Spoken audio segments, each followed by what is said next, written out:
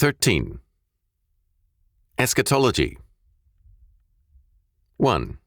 The meaning of eschatology.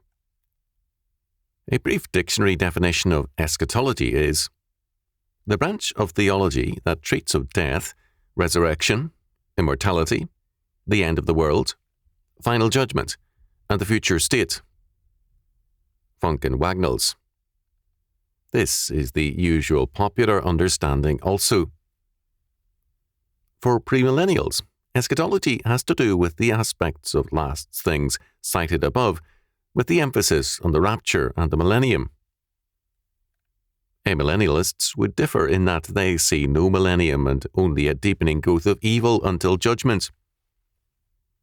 Postmillennialists would stress a growth into a glorious millennial era. The word eschatology comes from the Greek eschatos, meaning extreme, last or least. Eschaton is the nominative form of the word. Because man is a religious creature, his being is purposive, goal-directed, and meaning-oriented. The meaning and the solution to a mathematical problem lie in the answer, the conclusion. We do not want problems without answers, nor stories with no ending. As a result, we tend to place great emphasis on the end, the last things. This is a very healthy demand, to a degree, but it can, beyond a point, warp our perspective. Martin Silbretti has called attention, after B.B. Warfield, to the way we read the parables in terms of the final end too often, rather than present realities, and we thereby miss the meaning of much of Scripture. We cannot read the Bible too heavily in terms of the end of all things, for to do so is to depreciate or negate the meaning of history. At times, in terms of a purely end-time evaluation, some have negated the meaning of marriage and sexuality, because neither has any place in the world to come. Matthew chapter 22, verse 30. Such a conclusion is contrary to the plain meaning of Scripture. The reality of time is not negated by eternity, and the present is important because it is the matrix and the foundation of the last. Moreover, the word eschatos, according to Link, in the Greek, designated the end point of a continuously conceived succession of circumstances. Link does not speak of the end time, but the end point, a very important distinction. The end point can come with the death of a man, or the judgment of a family, an institution, or a people.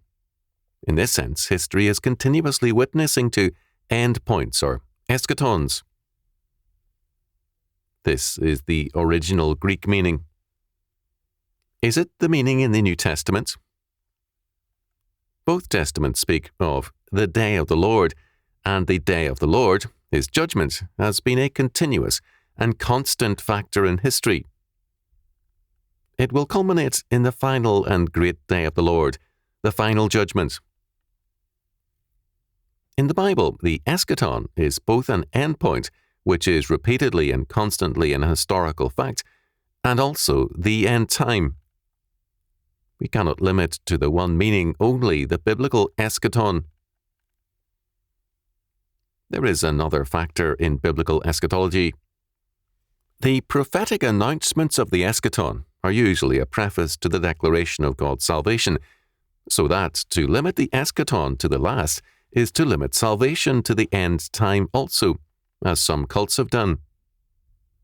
Link noted, eschatological time will be stamped by Yahweh's saving activity. Thus, the coming of John the Baptist was an eschaton in this sense. John proclaimed both a culminating judgment and salvation, declaring, "And now also the axe is laid unto the root of the trees. Therefore, every tree which bringeth not forth good fruit is hewn down, and cast into the fire. I indeed baptize you with water unto repentance, but he that cometh after me is mightier than I, whose shoes I am not worthy to bear. He shall baptize you with the Holy Ghost and with fire, whose fan is in his hand, and who will thoroughly purge his floor and gather his wheat into his garner, but he shall burn up the chaff with unquenchable fire. Matthew chapter 3, verses 10 to 12. This is an announcement of an eschaton. So too is Paul's declaration in Romans chapter 6, verse 23. For the wages of sin is death, but the gift of God is eternal life through Jesus Christ our Lord. Both John and Paul stress an eschaton in time, and both stress the judgment end and the salvation end. It should now be apparent that we cannot have a sound eschatology if we limit the eschatos to the end-time aspects only. Very emphatically, death, resurrection, immortality, the end of the world, final judgment, and the future state are important matters and eschatological concerns, but if we limit eschatology to these things, we warp Scripture. To understand eschatology in the fullest sense of the term, let us begin, therefore, with the Bible's first eschatological statements. We cannot be exhaustive because page after page the eschatology of Scripture is set before us, but it is helpful to begin at the beginning and then to consider a sampling of relevant texts later. And God said, "Let us make man in our image, after our likeness, and let them have dominion over the fish of the sea, and over the fowl of the air, and over the cattle, and over all the earth, and over every creeping thing that creepeth upon the earth." So God created man in his own image. In the image of God created he him. Male and female created he them. And God blessed them. And God said unto them, Be fruitful and multiply, and replenish the earth, and subdue it, and have dominion over the fish of the sea, and over the fowl of the air, and over every living thing that moveth upon the earth. Genesis chapter 1, verses 26 to 28. And the Lord God took the man, and put him into the garden of Eden to dress it and to keep it. And the Lord God commanded the man, saying, Of every tree of the garden thou mayest freely eat, but of the tree of the knowledge of good and evil thou shalt not eat of it. For in the day that thou eatest thereof, thou shalt surely die. Genesis chapter 2, verses 15 to 17. These are eschatological words. They set forth God's purpose and goal for man, as well as the end for disobedience. First, because man is created in God's image, man has a different end than the rest of creation. Man's eschaton is dominion under God over all the earth, and over all the creatures thereof. It is precisely because man is created in God's image that such an end is possible for him. Second, we see a fact generally neglected, namely that God's first eschatological word for man includes marriage, sex, and procreation. Be fruitful and multiply. While there is neither marrying nor giving in marriage in eternity, there is obviously much in eschatology which concerns itself with them. Add to this God's statements. It is not good that the man should be alone. Genesis chapter 2, verse 18. And we must recognize man's unity in marriage in God's calling is an essential part of eschatology. William Buckley has a facetious love of words, and for a time liked to use the phrase, imminentize the eschaton. We can apply the term to God's purpose, to imminentize the eschaton, to work in terms of a calling, and to find fellowship therein, to procreate towards creating the citizen workers of God's kingdom, and to unite with others in the Lord, to exercise godly dominion. Not only is marriage basic to God's temporal eschatology, but it provides, in the typology of the bride of Christ, a type of the historical and eternal eschatology. Third, God pronounces a blessing upon realized eschatology, upon faithfulness to God's calling and endpoint. We do not labor for the Lord in a vacuum, but under God, and in His total universe of law and government. No more than we can step outside of this world at will, can we step out of the realm of God's blessings and curses. Deuteronomy chapter 28, verses 1 and 15. We live in an eschatological universe, God's creation, and there is no escaping that fact. Fourth, a fact we have already cited, God's curses are a part of eschatology.